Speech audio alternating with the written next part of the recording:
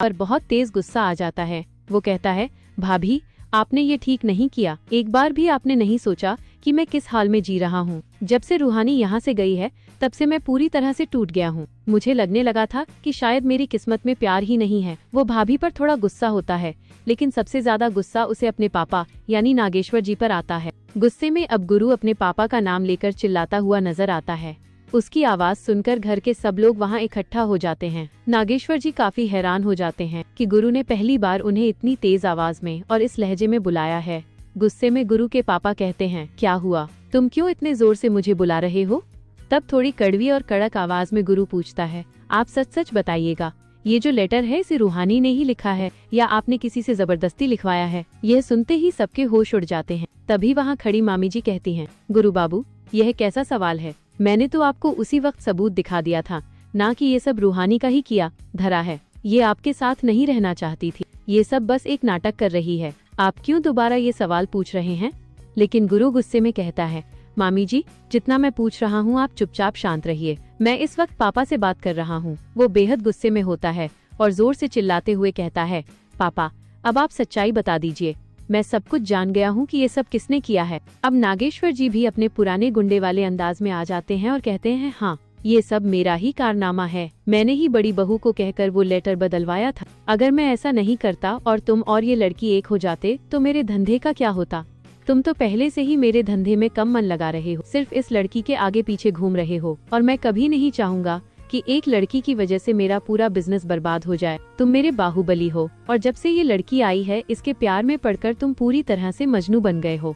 ये सुनकर गुरु अपने पापा पर बुरी तरह भड़क जाता है और कहता है, आपने ये सब क्यों किया? आपको अपने ही बेटे की जिंदगी बर्बाद करने में अच्छा लगा? आप कैसे भूल गए कि मैं रूहानी से कितना प्यार करता हूँ? मैं उसका प्यार पाने के लिए कितना तड़पा हूँ, कितना इंतजार किया है मैंने, लेकिन आपने ये गंदी हरकत करके मेरी नजरों में अपना सम्मान पूरी तरह से गिरा दिया है। अगर आपकी जगह ये काम किसी और ने किया होता तो मैं उसे जिंदा नहीं छोड़ता। लेकिन नागेश्वर जी पलटकर कहते हैं, तुम क्या करोगे?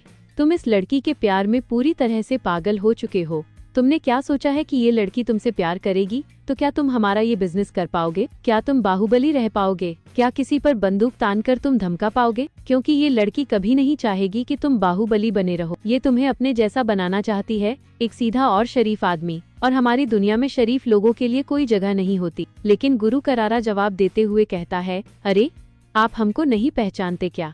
मैं रूहानी के प्यार के लिए जितना तरसा उतना ही मैंने आपका काम भी किया। मैंने कभी आपको शिकायत का मौका नहीं दिया। आप कैसे सोच सकते हैं कि मैं रूहानी के लिए आपका बिजनेस भूल जाऊंगा? मैं एक बाहुबली हूँ और मैं अपनी बाहुबलियत कभी नहीं भूलूंगा। लेकिन आपने ये गंदी हरकत करके साबित कर दिया कि आप मेरी खुशी में खुश नहीं हैं। आपको सिर्फ अपने आप से और अपने फायदे से मतलब है। आपका बिजनेस चलता रहे, इसके लिए आपने अपने ही बेटे की जिंदगी दांव पर लगा दी। अब से मैं आपकी कोई भी बात कभी नहीं मानूंगा और आपका ये धंधा तो मैं कतई नहीं करूंगा। इसके बाद आप देखेंगे कि रूहानी की आंखों में आंसू आ जाते हैं और वो दौड़कर गुरु के गले मिल जाती है। गुरु भी थोड़ा भावुक होकर रोता हुआ नजर आता है और रूहानी से कहता है, रूहानी मैंने तुमको कितनी कड़वी बातें बोली हैं, मुझे माफ कर देना, लेकिन मैं क्या करूं? मेरे घर वाले ही नहीं चाहते कि हम दोनों कभी एक हो पाएं। दोनों को इस तरह रोमांटिक अंदाज में गले मिलते देख वहाँ खड़ी मामी जी और गुरु की जो नकली माँ है, वे दोनों पूरी तरह से चौंक जाती हैं और उन्हें बहुत गुस्सा आता है कि उनका पूरा प्लान कैसे फेल हो गया। क्योंकि दोस्तों इन लोगों ने पूरी कोशिश की थी कि गुरु और रूहानी कभी भी एक ना हो पाएं।